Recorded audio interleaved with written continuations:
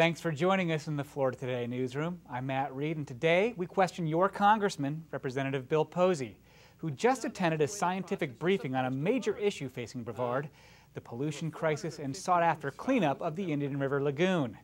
We wanted to know, what can or will the Republican from Rockledge do to help?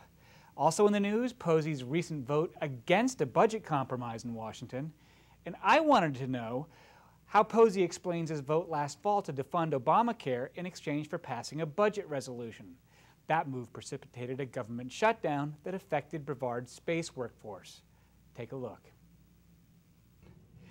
Congressman, thanks so much for joining us in the studio.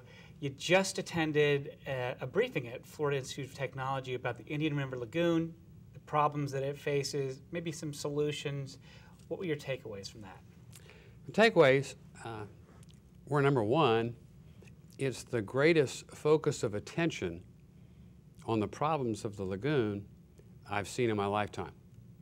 A lot of us have seen a deterioration in the quality of the lagoon over the years. I mean, we talk about when I was a young boy, we fished there. I remember places where we could see the fish in the water and we could tell what kind they were. Is that right? We could distinguish a trout from a catfish from a blowfish or all. I mean, the water was that clear, you know. Most sandy bottom. You don't see that now. I mean, it's changed. It didn't happen overnight. It was a metamorphosis. And from time to time, one group would get alarmed or another group would get alarmed and another. But now I think there's probably not a person that is aware of the deterioration of the water quality in the Indian River Lagoon that is not concerned about it. And that's first. And it was good to see so many groups coming together, kind of coalescing, saying, look, we want to be part of the solution. Don't think we really need anybody to identify a problem. Right. We just need some solutions. And there will obviously be a lot of different solutions suggested. There have already been many suggested. Lawn fertilizer, septic tanks. Yeah, cut through another muck, all kinds of inlet. things. I mean, you name it, you know. And it will need to be a holistic approach. I mean, there's not going to be, okay, we're going to do this, we're going to have a clean lagoon. Mm-hmm. No, it's going to... And it may take a while. Exactly. It won't happen overnight. Probably going to be real expensive. And it's going to have to be a holistic approach. You have to kind of stop this runoff. You kind of have to stop this runoff, this kind of pollution. I mean, it's dirty because of what goes into it. And you're only going to clean it up if you stop putting bad stuff in it and then start trying to purify what's there. Well, one of the things that you hear when it comes to big, complicated environmental issues like this is the science there. Yeah. Especially from a policymaker's point of view. You're always wanting some confidence that any solution you try to help or push is going to make a difference and has a scientific basis for it. What is your impression in this case? I mean, it was at the Florida Institute of Technology, but I don't know. I mean, well, I mean, I don't think anybody needs scientific evidence that we've got a problem with the water quality in the lagoon.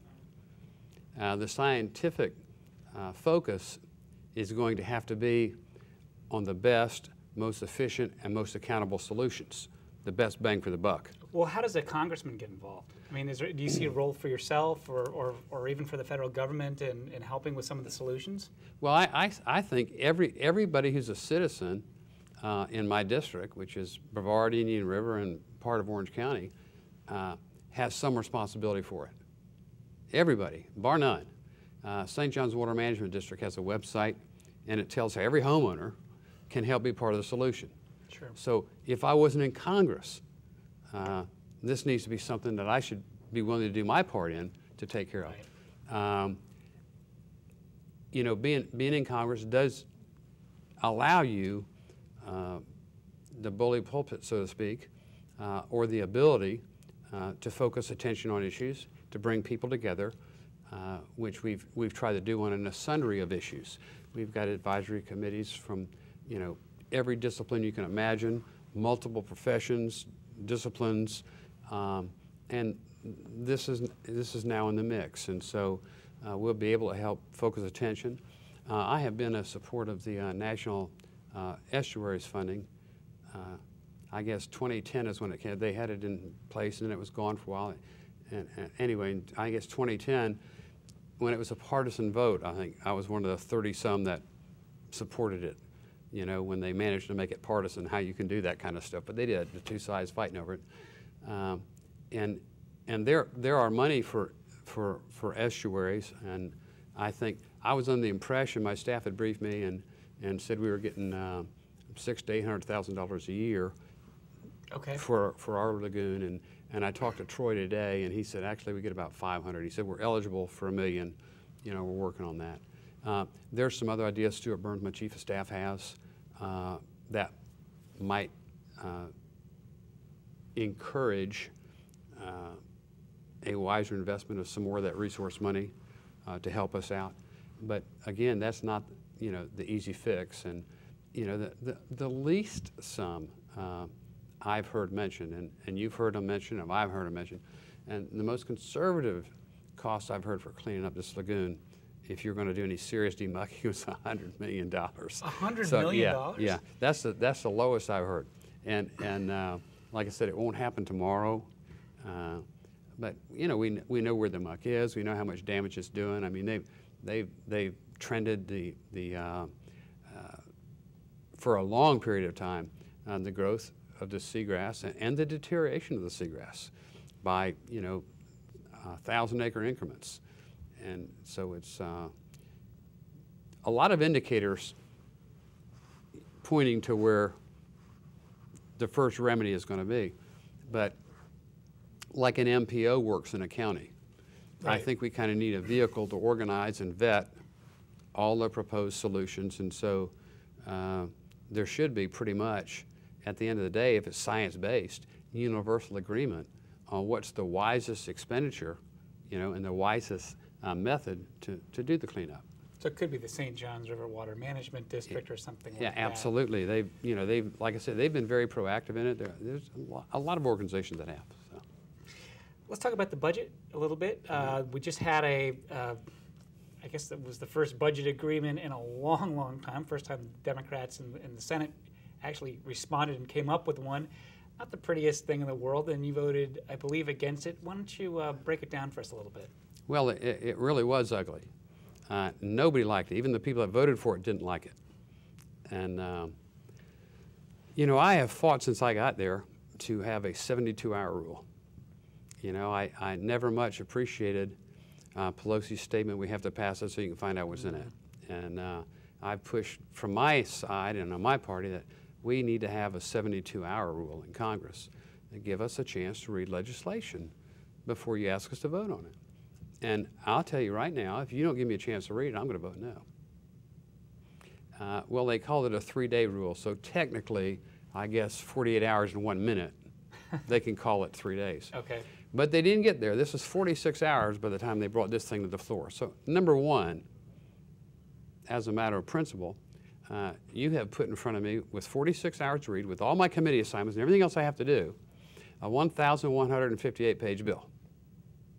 Now, I did have a chance to read half of it, and I learned to start at the middle. And you got a smart staff, right? I mean, they can... Yeah, but, you know, it's not fair to them. You know, it's not, they're not voting on it, I'm voting on it. So, you know, you get this heavy stuff, I want to read it myself. And I thought about it. I thought, okay, we're going to section this thing up. You take this, you know, then we got to get back together. No, I can't say I didn't have time to read it unless I try. You know, so, and again, I learned, Matt, not to start reading at page 1. You know, because the first half of the bill is, you know, just start in the middle and you start getting the juicy stuff, and hopefully I'll get to the end of it, and then I'll go back and start at the end, the least important stuff. And you're looking for the things that you've been working on, right? I mean, things that you know about. Okay.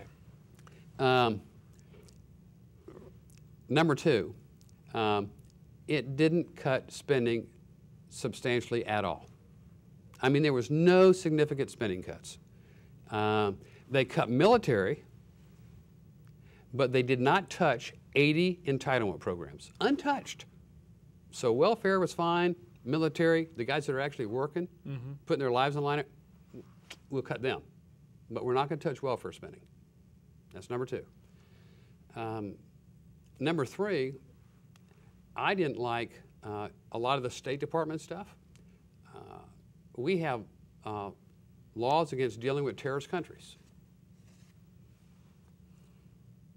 but there's a paragraph that says, but the president can waive it. What? You shouldn't have a paragraph. He can't waive that. Well, how else do you think he sent our fighter jets to Egypt?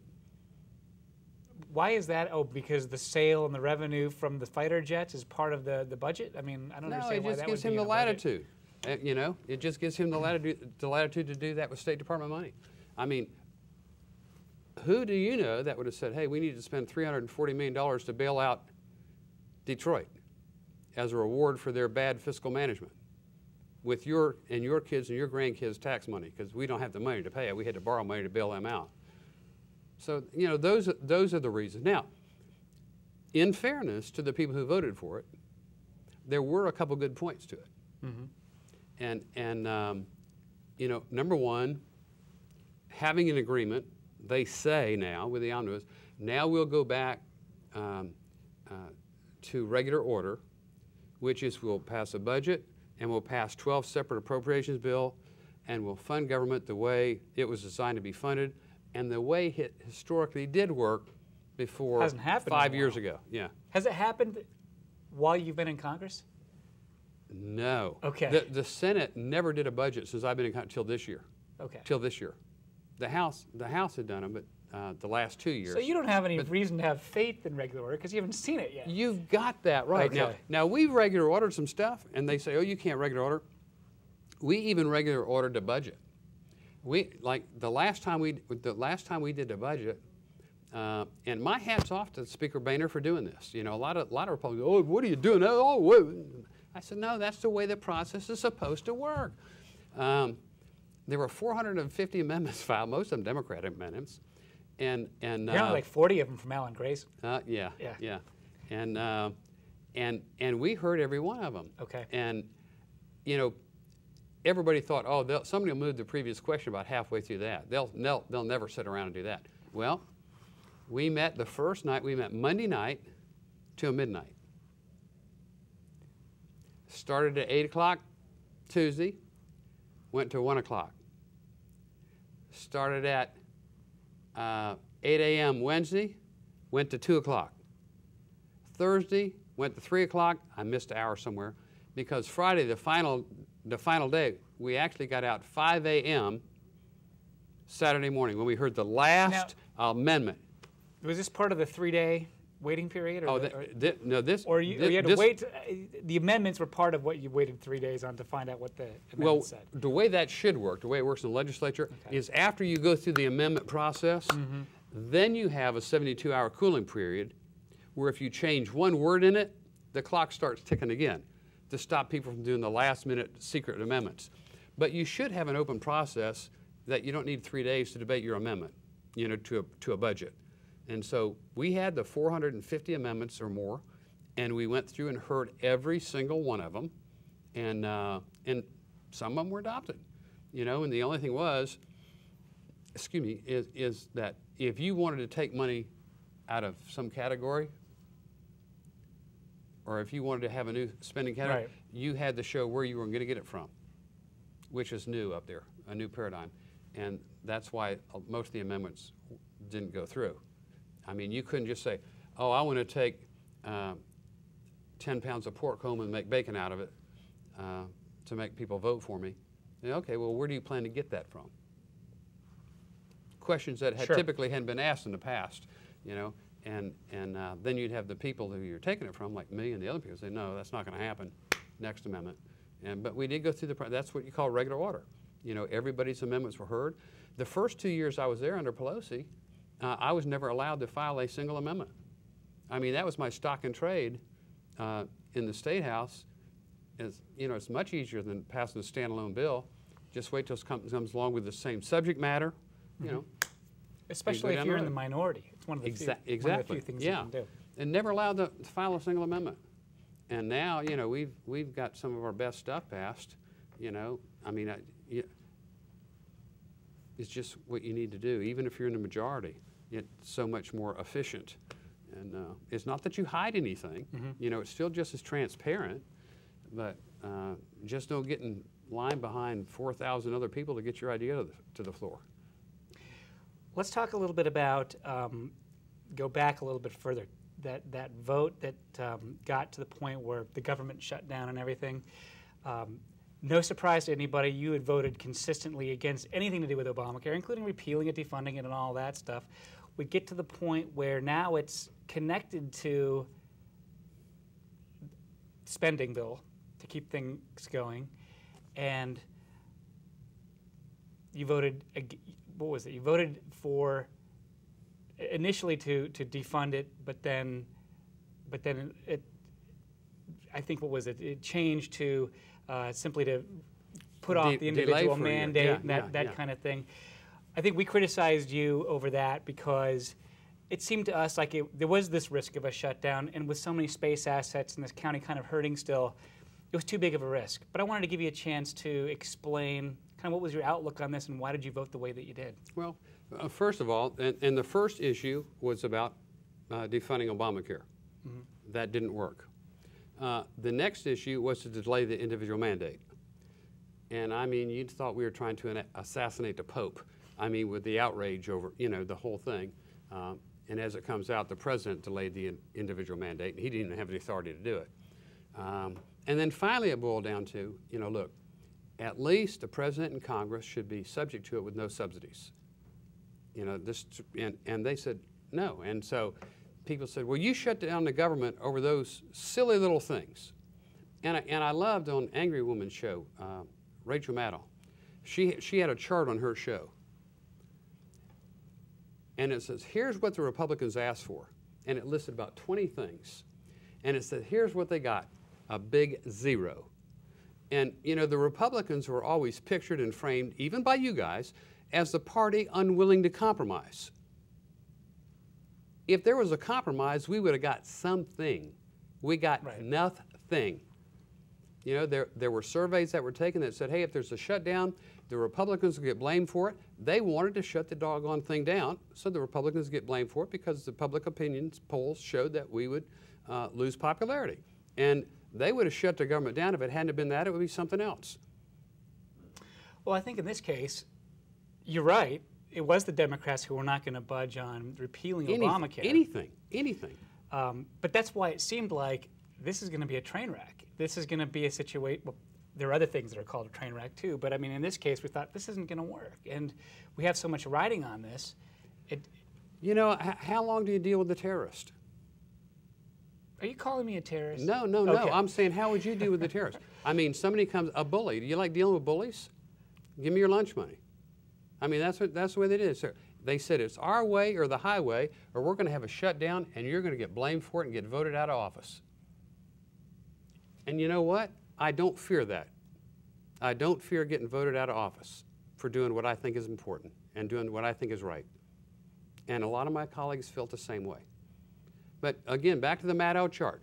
What we asked for, we gave them plenty of opportunity to have an honorable way out, and we could have a compromise ground. And they basically agreed to zero. Zero, Matt. Unwilling to budge one single iota. True. It sounds to me like they were ready for a clash.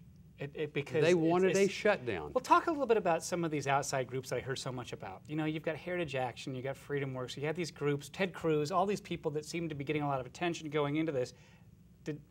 They seem to be anticipating that if that there was a chance this could lead to a shutdown. What kind of influence do they have in the House and on members like you? On me, absolutely zero, not a zilch. For many, many years, I looked to the Heritage Foundation as maybe my most trusted source of philosophical think tank data. A year or so ago, they formed Heritage Action. A political arm. Yes. And they're nothing to me now more than political operatives. They're out there to raise money. They're out there to say that any Republican who uses common sense and judgment and in any way works for the other side needs to be trumped out of office. You had an article in the paper yesterday that talked about me being the third highest graded member of the delegation for reaching across the aisle, you know, getting co-sponsorships of legislation. And I may be one of the worst ranked Republicans on the Heritage grading list. Yeah. No argument that I have one of the most conservative voting records up there. Freedom Works gave me 100. But Freedom Works is not yet a political operative, you know, and I'm afraid Heritage has turned into that, and it's like losing a relative.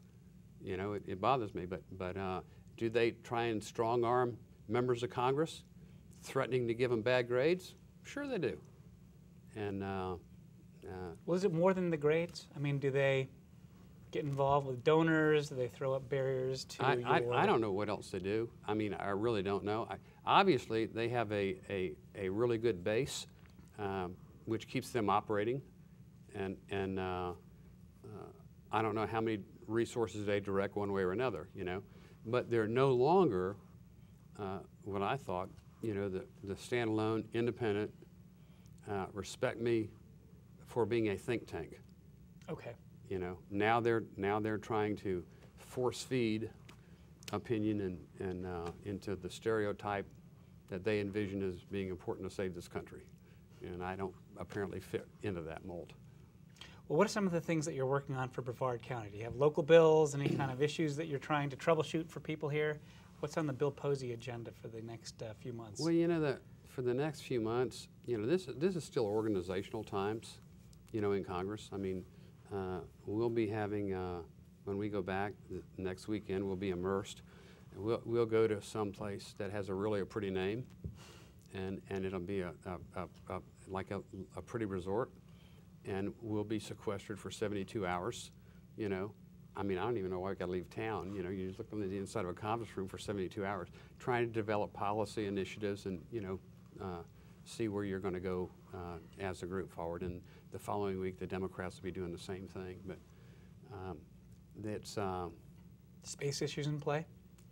Yeah, and you know, we pretty much came out pretty good in the space issues with the omnibus, you know, and did a little bit better actually than we expected. But there's such, again, Washington dysfunction, you know, a lack of clear mission at NASA for how to spend the money we have appropriated. You know, what's the best bang for the buck? There's a lot of different opinions up there, and the committee has tried to focus on those. And you know, traditionally it's been a very bipartisan committee. It's, you know, but for a couple of reasons that I think I understand, there's been a couple issues where partisanship has poked up its head where it shouldn't, and it's kind of held us back a little bit. But. You had introduced a bill or some kind of legislation trying to give NASA a long-term budget, give the director or the administrator some job security, or at least a long-term window to try to get things done. Where does that stand? Yeah, and the background on that, Matt, over the last 2 decades, we've had over 24, we call them missions to nowhere. The most expensive of which was, I guess, the $9 billion Constellation mission. Sure. You know, and then a new president gets elected, and that's not a mission anymore. And it's been, Congress has canceled missions before, so every 2 years you have a chance on getting, you know, a new Congress. Every 4 years a new president, and they all have different goals, and there's no continuity. There's no long-term, really concrete long-term vision or focus on how to spend money or resources. You know, remember when, you know, well, you wouldn't remember, but you read about it when President Kennedy made his famous speech, Sure. you know, and we're going to put a man on the moon within the next day. And man, this country was unified, the Congress was unified, you know, in reaching that goal. You know, we were all in line, and now it's all over the place. Some people want to go this direction, some people want to go this direction, some want to go to the moon, some don't want to go to the moon, some don't want to go anywhere. You know, some want to bury their head in the sand. Some people realize the importance of space for national defense, national security, some don't. So to stop having more missions to nowhere and more wasted billions upon billions of dollars we thought, let's have a NASA administrator and basically appointed by eminent scientists, not congressmen, for a term of 10 years. It could be rescinded, but to have some continuity there, so that every president that comes in won't name a new NASA administrator, tell them to go a different direction than one did last year or 2 years before that, and continue to put our space program in a tailspin. So that would allow them to have a 10-year plan of goals and a way of reaching that from a spending perspective. That would just make a whole lot of sense. I mean, no business, well, not very many businesses, at least they shouldn't be managed on a crisis du jour basis. And that's kind of what NASA ends up being right now. And we have some bright people there, a great history, an incredible amount of technical expertise and knowledge, but they're just not kind of funneled all together, and they're not in sync with Congress, and Congress is not in sync with itself. And so this is an attempt, and it wasn't my bright idea, quite frankly. I would love to take credit for that because it was a really good idea, I think, but it was Congressman Culbertson from Texas, and he ran it by me, and I just think, you know, now, could I find some problems with it? Yeah, I can. But I find more problems with remaining in the dysfunctional trajectory that we're in now. Right. So. Well, it's certainly wasteful, and we can certainly do better. Bill Posey, thank you so much for joining us today in the studio. Thanks. Interesting comments from Congressman Posey. That's our program. Remember, you can share clips of this program with friends. Look for us under the video tab at floridatoday.com. I'm Matt Reed. We'll see you next Wednesday on WEFS and floridatoday.com.